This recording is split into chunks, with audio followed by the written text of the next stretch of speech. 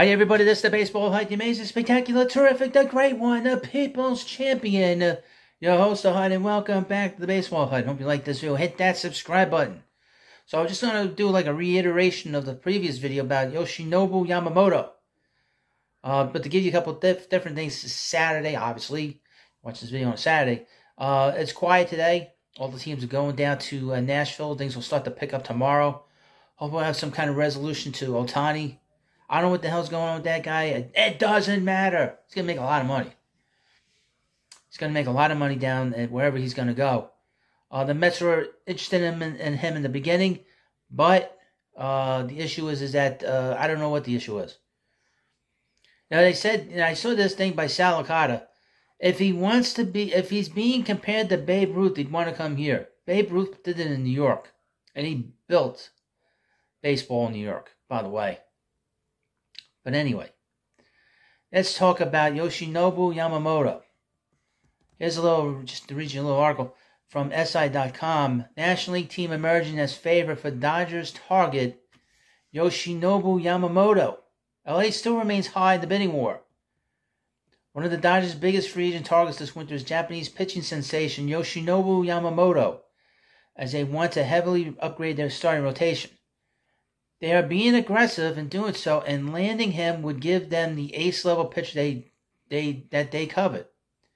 However, MLB insider John Heyman is reporting that many rival teams believe that the New York Mets are the favorites to land Yamamoto. And that's been a long-held thought within baseball over the last few months, that the Mets were the leading team. And why is that? Well, the Mets have the most money. The Mets have the most money to spend. They have the richest owner in baseball. They have one of the richest owners and one of the richest people in the country that own the team is Steve Cohen. And it seems just from his MO over the last 2 years that when, other than Steven Matz, when the Mets want to get a player that they want, they usually get him. They worked very hard to get Kodai Senga. No problem. They got him. When they wanted to re-sign Brandon Nimmo, they re-signed him. No problem. When they wanted to bring back Edwin Diaz and make him the highest paid reliever in baseball history, they brought him back. Now, I would mention that they did not re-sign Jacob deGrom because they didn't want him back. I would mention today is the 1-year anniversary of him signing that horrendous contract with the Rangers. Horrendous for them because now they're stuck with all this money having to spend on him. And now, even though they won World Series, they're getting very little value out of that contract, which doesn't surprise me because that seemed to be what the Mets were worried about. But Yamamoto, obviously, is the best pitcher in Japan. He's the best pitcher on this market, He is a guy that does everything at a higher level than, say, someone like Kodai Senga, who came in second in the Rookie of the Year voting. He is a guy that throws 99 miles an hour. He has a better splitter/forkball than what Kodai Senga has, which is very impressive to hear that and read that. Now he's 25 years old, which is great. He's the youngest pitcher on this market. The only thing that, just so you know, he's not a big guy. He's 5'11", which is actually kind of small for a pitcher. So that's the one thing we can say about him, is that he's not a big guy. That's the only drawback, because obviously, you know, baseball loves their big pitchers on the mound. And a lot of it has to do with their ability, being able to go long in games. It doesn't seem... Now, I would mention, the Mets signed him. And there's been rumors about them signing Shoto Imanaga as well, since they've both been posted. The Mets would have to go to a 6-man rotation next year. So, now, from what I understand, the Mets are still being very active. As an aside to this whole situation with Yamamoto, I think the Mets are very interested in also signing Jordan Montgomery. I'll have a video on him in the morning. Been meaning to do a video on him over the last couple of days. I've been sort of sidetracked because of the stuff with Yamamoto and Soto and everything else. But I'll have a video on him coming up in the morning. So you need to hit that subscribe button so you know what I'm talking about with him. But Yamamoto is the big get. This is the player everybody wants in terms of just as a pitcher. This guy is an ace pitcher.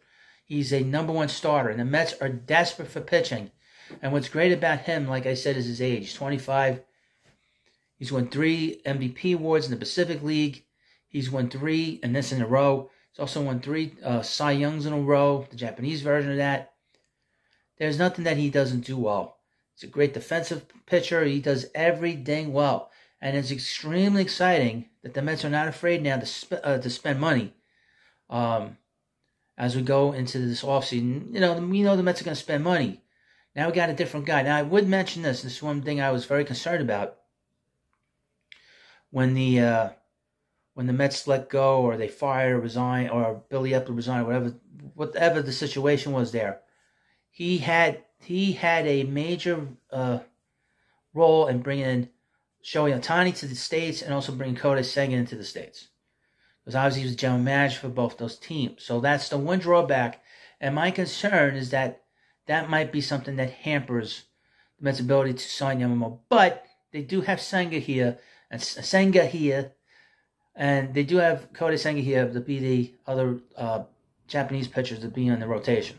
So that would be a very good transitional thing. So it says that, it says a lot about Senga that he's recruiting players in.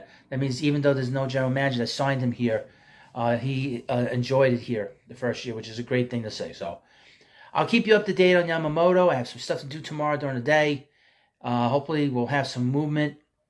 It's very early on still, but let me know what you think about this video. Hit that subscribe button. It's going to be hard. I know it. To get to 5,000 subscribers. But if not, we still have fun here. We're going to get to 5,000 at some point. But thank you for watching. Hit that subscribe button one more time. Hit the like button or share it, and I'll see you later.